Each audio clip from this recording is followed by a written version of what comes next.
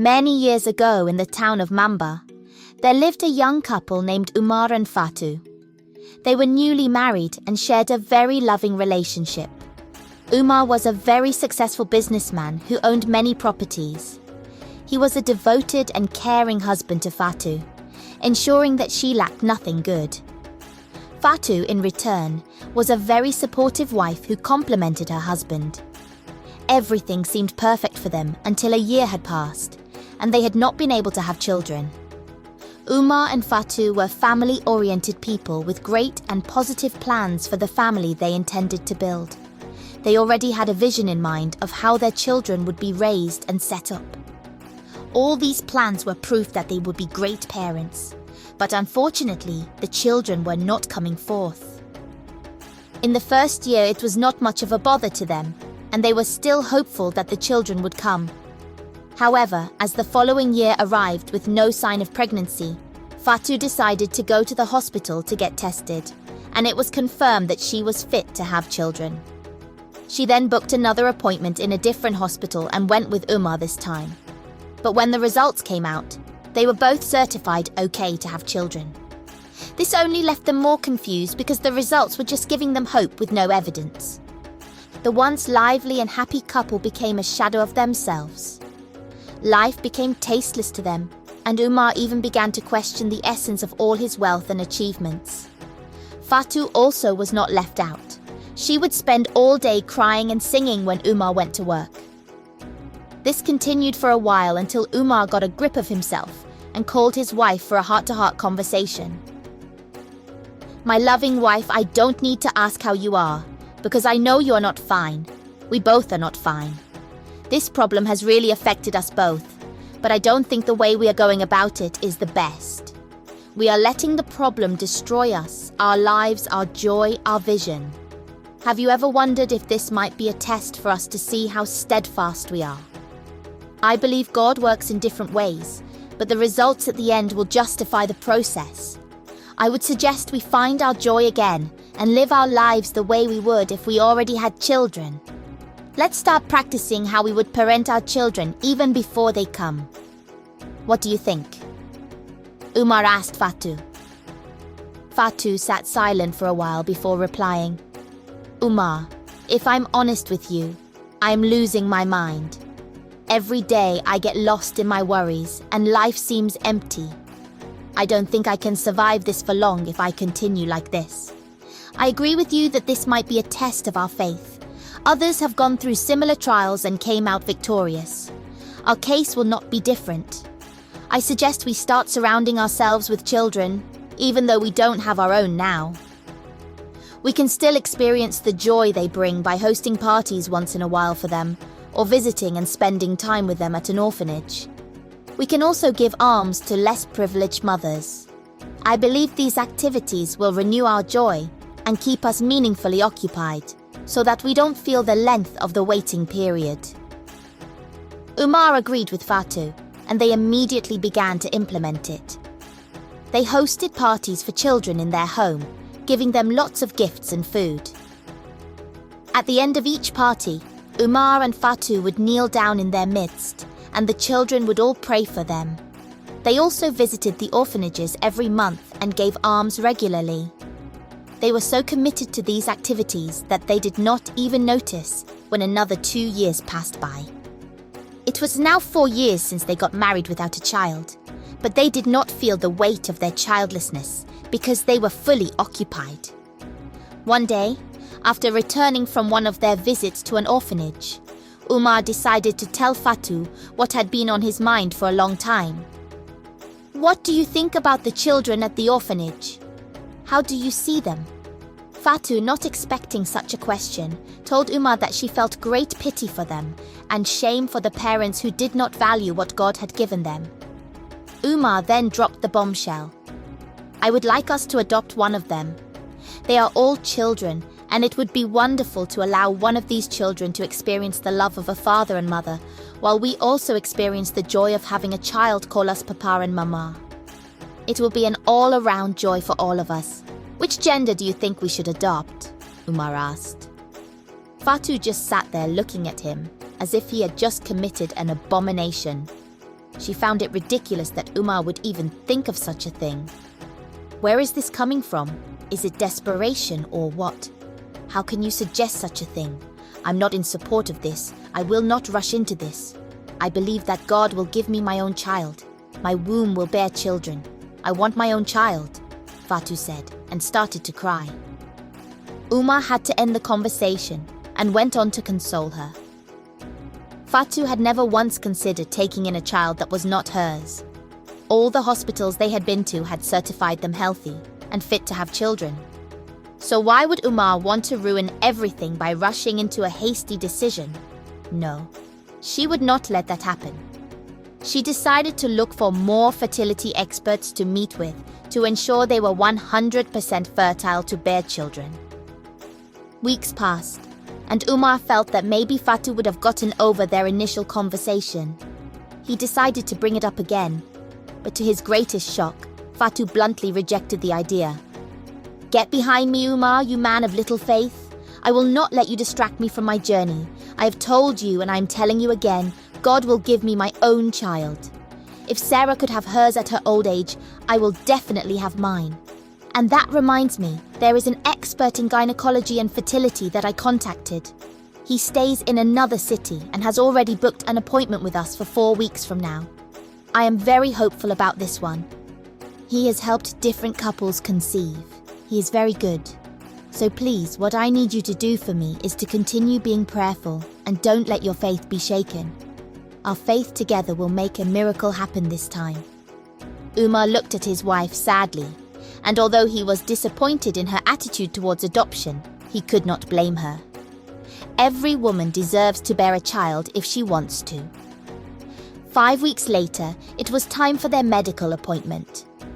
Fatu woke up very early, excited for the miracle that was to happen. It had been 5 years of their marriage by now, and she knew it would not go beyond that. After Umar got ready, they prayed together, asking God to make this hospital visit their last and to end their wait by giving them a miracle that same day. They then traveled to the city. Umar drove them, and they arrived at the hospital. It soon got to their turn, and when the expert came up with the results, he was quite surprised. "You both are in good condition. Medically speaking, you should be complaining of too many pregnancies. But in this case, I don't know why you haven't conceived yet. It seems strange, but I will give you some supplements to increase your chances of getting pregnant quickly." Fatu was very disappointed as they left. She had not gone through all the stress of researching and booking the best doctor, plus the stress of waiting and traveling for the appointment, just to listen to yet another motivational talk. She needed results, not talk. As they drove back to their town, Umar felt the urge to urinate and pulled up to the side of the road. He went close to the bush to relieve himself. As he did, he heard a faint cry and looked around but did not see anything. As he turned to leave, he heard a loud cry of a baby and was shocked. He stopped and tiptoed to trace the baby through its cry. Fatu was getting impatient in the car and came out to see what Umar was doing. She was shocked when she saw Umar coming out of the bush carrying a baby in his arms. "What is that? Where did you get that baby?" Fatu asked, looking around to see if anyone was watching them. Umar was still in shock as he carried the baby out. "I don't know. I was just relieving myself when I heard a baby's cry. I traced it and found this baby. I have no idea how he got there," Umar explained to Fatu, who was becoming nervous. "We need to take the baby to the police or an orphanage immediately. It baffles me how a woman, a mother, could be so evil-hearted as to throw her own child away. A child that many would give anything to have," Fatu said. Umar was surprised at Fatu's suggestion, but then he told her they should continue their journey and take the child to an orphanage in their town. Fatu accepted, and they continued their journey. But when they got to their town, Umar headed for their house instead of the orphanage. Fatu came out of the car carrying the baby and asked him, "Why didn't you go to the orphanage as we agreed?" Umar replied that they should go inside to talk first. "My darling wife, remember the prayer you prayed this morning before we left? that God should do a miracle for us today. Don't you think God has answered us? Umar asked Fatu, who looked at him in confusion. How? What do you mean? Umar then explained. I believe God has answered our prayer by giving us this child. Imagine that we did not expect this. I just stopped to relieve myself and found this baby. This is not just a coincidence. God divinely planned this for us. Please, my wife, let us keep this child as ours. No one will know he is not ours. We will be good parents to him, and he, in return, will grow to make us proud. Fatu found it ridiculous and immediately protested. I don't know what you're talking about, but what I know is that this child will not stay in my house. First thing tomorrow morning, we will take him to the orphanage where he belongs. God is not an author of confusion. He cannot give me what I did not ask for, she said. With that, she went into the room, leaving the baby with Umar. The baby was sleeping calmly on the couch, and Umar decided to use the opportunity to go out to get baby food. He quickly went off, praying that Fatu would not do anything rash. He soon returned and was relieved to see the baby still sleeping on the couch. He went into the kitchen, read the instructions on the formula container, and prepared the food. He fed the baby, changed his diaper, and put him to sleep in the room closest to the master bedroom. He then went into the master bedroom to sleep. Fatu was already fast asleep. In the middle of the night, Fatu was woken by the loud cry of the baby. She looked around and saw Umar sleeping soundly despite the noise. Unable to endure it, she went into the room to quiet the baby, perhaps even stuffed something into his mouth to stop the crying. But when she saw the innocent baby crying, something ignited within her. She stood there, stupefied as the cry pierced her heart, soul, and mind. Fatu, what's wrong with you? When did you become like this? You used to have a warm heart, the heart of a mother, a heart full of love. Why can't you show that love to this baby? Is there a difference between the child from your womb and this one? Aren't they both innocent? You have shown how much of a mother you can be. A still small voice said in her head. Immediately, Fatu fell to her knees. No, I'm sorry, this is not me. Please forgive me, she said. She then stood up and rushed to carry the baby. Surprisingly, as she held him, he stopped crying and turned his face to her, making mouth movements that Fatu interpreted as hunger cues. She had read a lot about pregnancy and childcare in preparation for her own child. Unsure of what to feed him, she decided to get water from the kitchen, but was relieved to see the baby formula Umar had bought. She prepared it, fed him, and then took him back to the room to sleep. But she did not leave him, she slept in the room with him. By daybreak, Umar woke up and was shocked not to find Fatu by his side. He immediately jumped out of bed to find her. On second thought, he decided to check on the baby he had brought home the previous day. Entering the room, he was surprised to see Fatu feeding the baby. Fatu, I'm sorry, I'm just waking up now. Let me have the baby, please, Umar offered. Fatu looked at her husband and smiled. Don't worry, I'm already feeding Yuf. Umar was confused. Who is Yuf? Fatu explained. Our baby. God has increased us by sending him to us. So the name Yuf, meaning God increases, fits him perfectly. What do you think? Umar was astonished. Wow, the name is perfect. Our son Yuf, you changed your mind. What happened? I thought you didn't want him. Fatu smiled and explained. God opened my eyes to see that there is no difference between a biological child and a child you didn't birth, but are privileged to look after. The heart of a mother is open to all children, so I accept him as my son. Umar was very glad, and they all expressed gratitude to God in prayer. The presence of Yuf brought so much joy and lightened the darkness in their lives. Fatu and Umar had always longed to be parents, and they would even argue about who would look after and carry the baby. Fatu would enjoy her moments with Yuf, and Umar would come to take him from her, but she would refuse, saying he had been carrying him since morning. They would debate and finally agree to lay him on the bed and each play with one part of youth. Their lives were now complete, and they began to live out the vision and plan they had always had in mind. Yuf grew up to be the most adorable boy, gentle, kind, and obedient. Wherever he went, he spread love and peace, always consoling or admonishing his mates. He was also very godly and prayerful. Fatu and Umar often found him praying privately in his room and marveled at his maturity and values. They had no regrets about taking him in and never gave anyone the impression that he was not their child. One day, Yuf asked Fatu for a sibling. He was just 6 years old.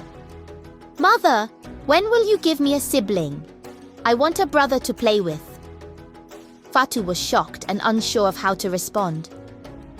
As she tried to gather her thoughts, Yuf spoke again. "Mother, don't worry. I will pray for you. God will give you another baby very soon." Fatu subconsciously said Amen. When Umar returned from work, she told him about it. He was also shocked. Yuf never ceases to amaze me. He is full of surprises and too mature for his age. Sometimes it feels as if we brought a messenger of God into our house. Every day, Yuf prayed for God to bless his family with a baby. 2 years later, Fatu discovered she was pregnant. She had even forgotten about trying to conceive, and this happened 14 years after marriage. She was overjoyed, and when she shared the news with Umar and Yuf, they were both excited and could not wait to welcome the baby. Fatu received the best care from her husband and son, and 9 months later, she gave birth to a baby boy. It felt like a dream come true as they brought the baby home. They named him Lamin, and every day with him felt like a dream. Yuf was always around his brother, showering him with love and care. As soon as he returned from school, he would rush to wash and then carry Lamin. Lamin grew up loving his brother and sticking to him. The two brothers were lovely to watch, and Umar and Fatu were glad their dream of a happy family was coming true. Umar enrolled Yuf in one of the best schools in town, and when Lamin turned 2, he started attending the same school. Yuf was a hands-on big brother, always checking on and looking out for Lamin. Reflecting on their journey, Fatu was glad she had accepted Yuf wholeheartedly. He was truly a blessing in their lives. Everything was going smoothly until Lamin turned 5. Yuf was 14 at the time. Umar had been thinking a lot lately and felt the need to secure his family's future. Despite his wealth, he felt the urge to prepare his will. However, this decision brought about a problem. "I have 2 sons. Do I really have 2 sons? Is it fair to share my wealth with a total stranger? No, I have only 1 son, Lamin, and he will inherit everything. I believe I've done enough for Yuf, picking him from the bush and giving him a good life for 14 years. Who can say I haven't tried?" Umar said to himself. It was a Sunday evening and Yuf and Lamin were in their rooms solving puzzles. Fatu had been looking for Umar and found him sitting by himself, lost in thought. She asked him what the issue was. "You have been withdrawn for days, and it's unlike you to not join your sons in solving puzzles. What's the matter?" Umar told her to sit and asked, "How many sons do we have?"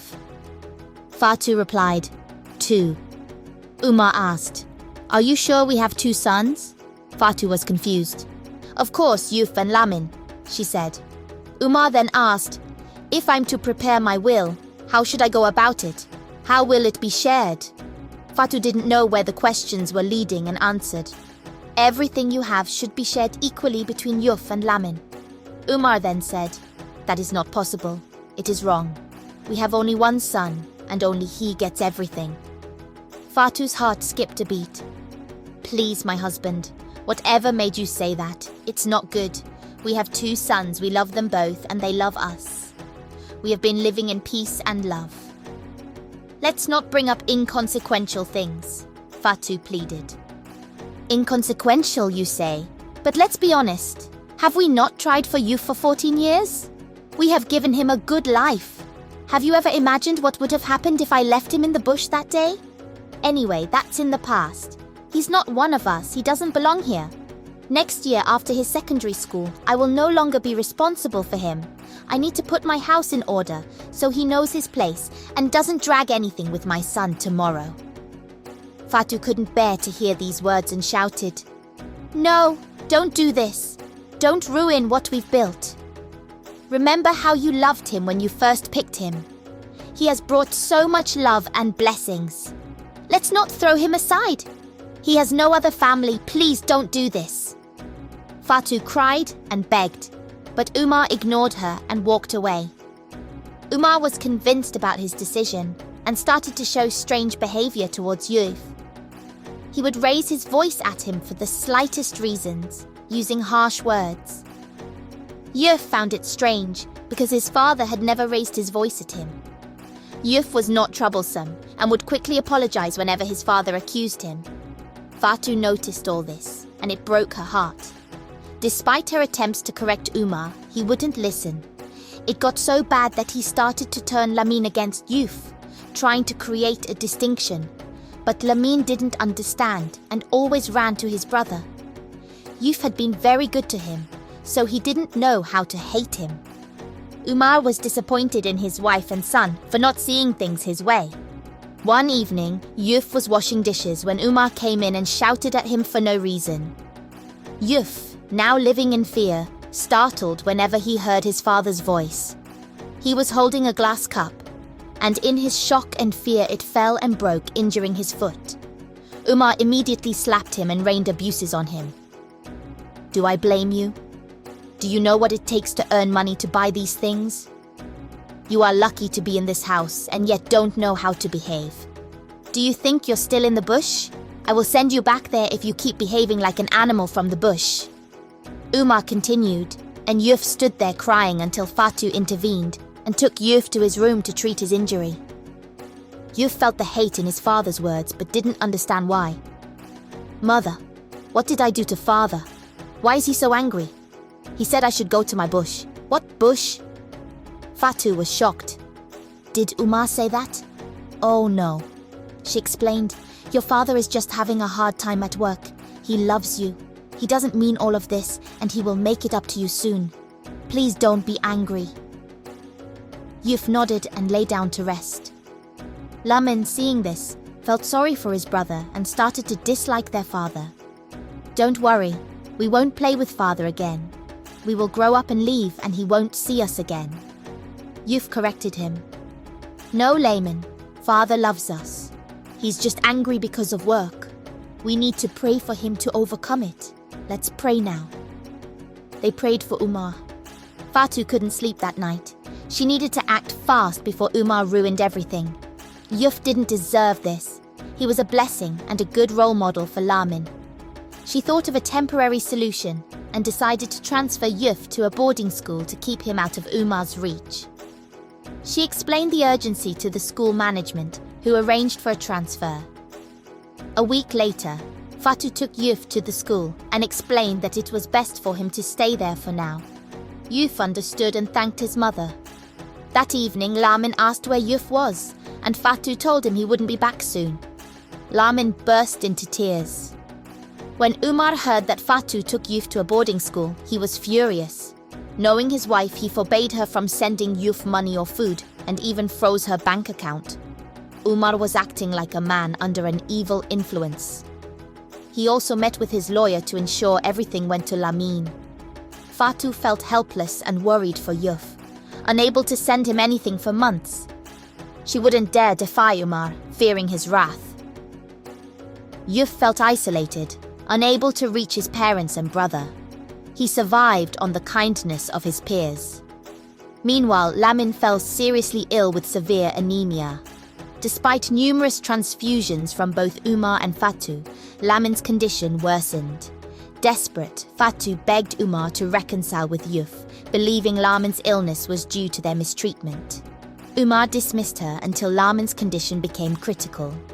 Realizing the gravity, Umar rushed to Yusuf's school and begged him to come home. Shocked, Yusuf agreed. They went straight to the hospital. Yusuf prayed fervently for Lamin, who miraculously began to recover. The doctors were astonished by Lamin's rapid improvement, calling it a miracle. Days later, Lamin was discharged, and the family celebrated their reunion. Umar, filled with regret, apologized to Yusuf and his family. He instructed his lawyer to revise his will, ensuring Yusuf and Lamin shared his assets equally. Fatu was overjoyed to see her family united. They all learned a valuable lesson in humility and gratitude, vowing never to repeat the mistakes of the past and to cherish their family bonds forever.